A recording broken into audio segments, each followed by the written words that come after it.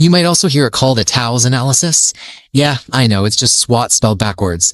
It's a simple framework that forces you to connect the dots, to match up your internal reality with what's happening in the outside world to generate some brilliant strategic options. This is where your analysis becomes your playbook. Instead of just looking at 4 separate lists, you're now pairing them up to ask some really sharp questions. Like, how can we use our strengths to go after those opportunities? That's your aggressive growth play. Or how can we use those same strengths to defend ourselves from those threats? That's a defensive play. See? This forces you to think on a much deeper, more strategic level.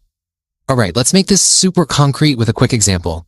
Imagine a small local nonprofit. Their biggest strength? A super passionate army of volunteers. Their biggest weakness? They get all their money from one single grant, which is pretty risky. On the opportunity side, people are suddenly getting really interested in their cause, but the threat looming over everything is a potential recession that could dry up donations. And boom, look at the result. Now you have a clear, powerful action plan. For their strength opportunity strategy, they use those amazing volunteers to launch a new campaign to capitalize on that growing public interest. To counter the threat with their strength, they use that volunteer network to run cheap fundraising events as a hedge against the recession.